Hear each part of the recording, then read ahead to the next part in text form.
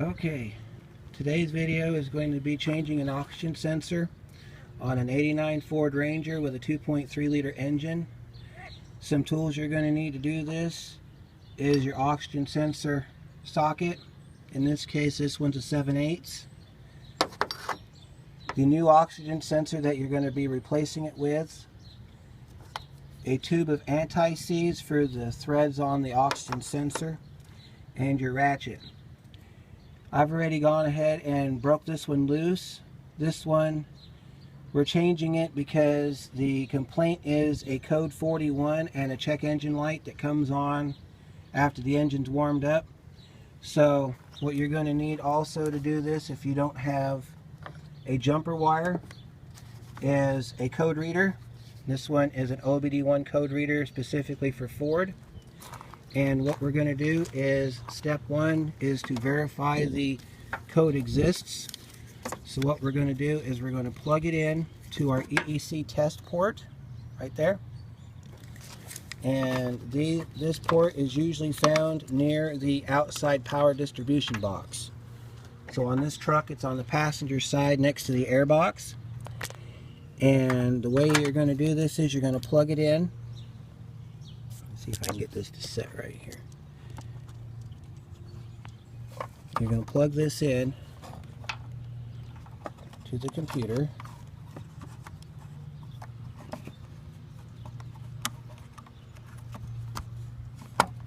Like that.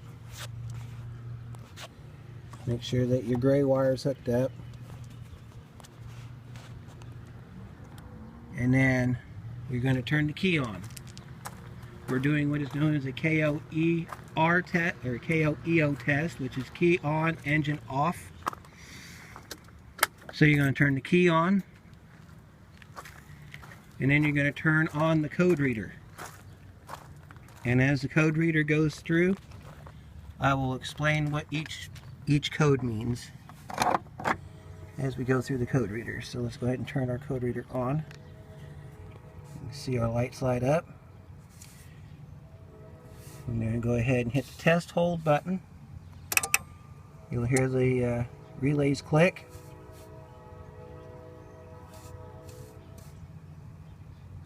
You see the little blinking square in the right side of the screen. It's reading the computer. 11 means it's made contact with the computer. So we have successfully reached the memory on the computer module. In a minute it'll show a 10. That's a breaker code. That means that it's reading the computer. And then after this, it will show the codes for 3 times. But we only need to see them once. The code we're looking for is code 41. There's 29. That's a vehicle speed sensor code.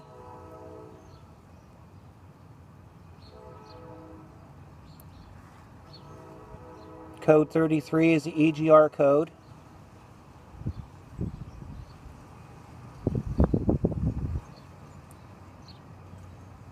And there's our code 41 for our oxygen sensor. What this code means is that when requested to do so by the computer, the oxygen sensor is not going into closed loop like it's supposed to for maximum fuel economy. This could be due to many reasons, one of which is the manufacturer of this oxygen sensor, which is Bosch.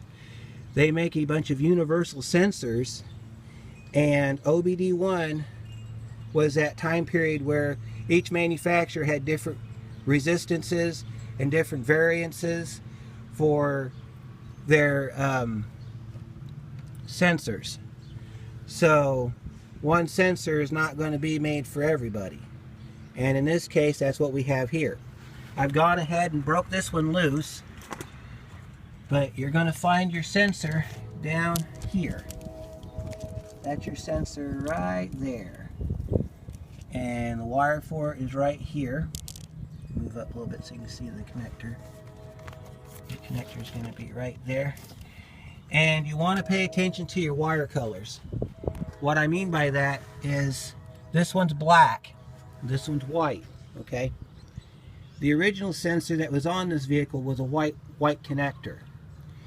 That means that it's going to have most likely the right resistance values and the right voltage values to make the computer happy.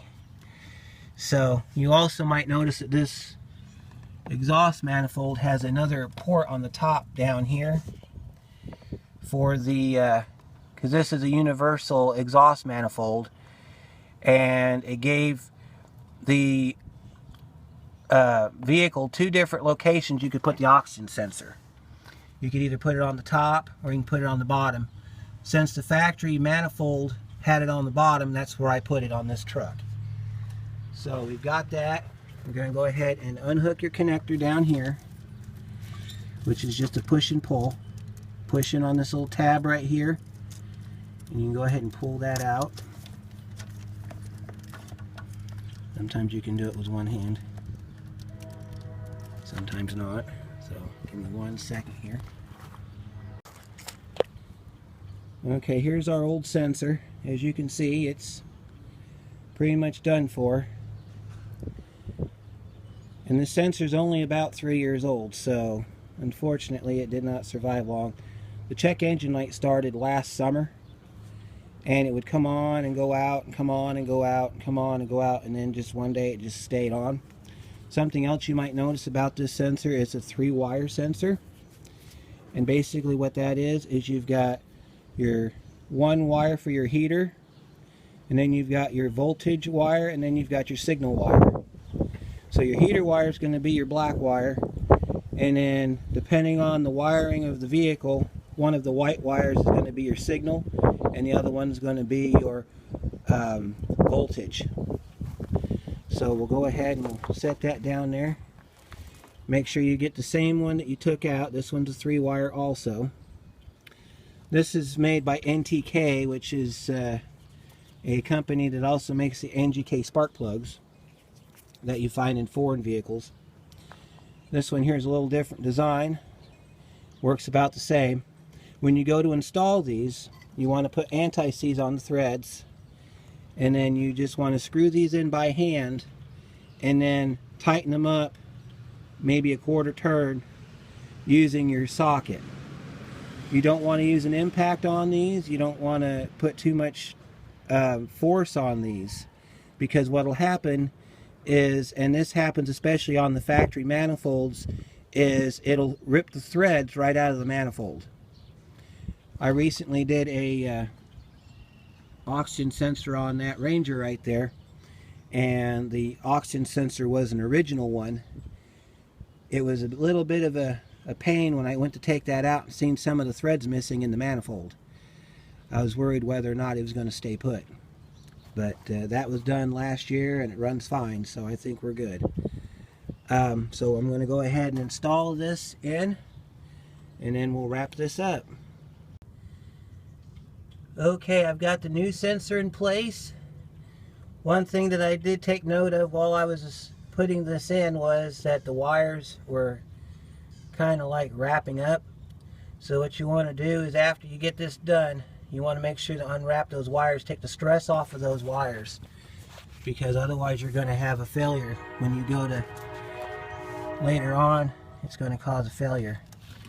So next thing we're going to do is we're going to locate our O2 sensor wiring from the truck, which is right here, and we're going to plug this in, and then I'm going to show you how to clear the computer so that, alright.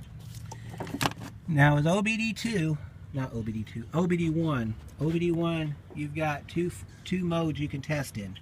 KOEO, which is key on, engine off, and KOER, which is key on, engine running. The engine running codes are going to be done with engine at normal operation, and it's going to be done after one or two drive cycles. So what that means is you're going to start the vehicle up, you're going to drive it around a little bit, you shut it off, let it cool, start it back up, drive it around some more, shut it off and let it cool. And then you're going to start it up and let it run to do your KOER.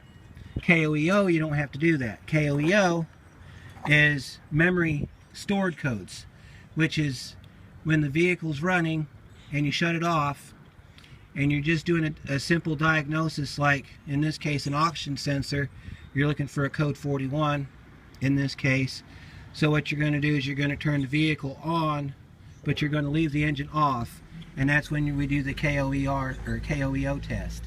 So what we're going to do now is, since we've repaired the oxygen sensor, we've got to let the computer know that work has been done. So what we're going to do now is we're going to clear the computer. To do that on an OBD-I, you need one of these. It's the only way I've been able to do it. So what we're going to do first is we're going to turn our vehicle back on. So we're going to turn our vehicle on. There's our check engine light. The vehicle still thinks it's got a bad sensor in it. Okay, so we've performed our repair. We're going to do a OBD-I code clear. So to do that, we've got the vehicle turned on, and we're going to turn on our code reader, and we're looking for the number 10 to come up. When we get to the number 10, hit your test button. When we get to the number 10, we're going to turn our code reader off. You're going to hear a bunch of clicks.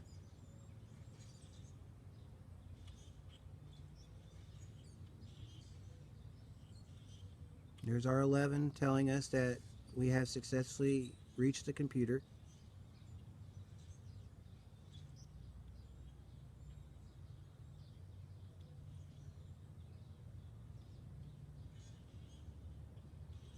And there's our 10. You hear the click. Now we're going to go back. We're going to turn our ignition switch off, and then we're going to turn it back on. So we've turned our ignition switch off. We've turned our ignition switch back on. We're going to turn on our code reader, and we should see 11, 10, 11 if we were successful in clearing our computer. So we're going to turn our code reader back on, and we're looking for 11, 10, 11. So we're going to hit our test hold button, and it's testing the system.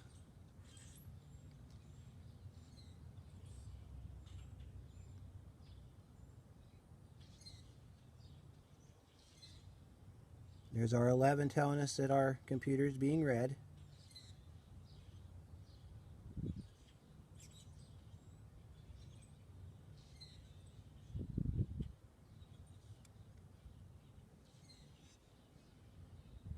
Here's our 10.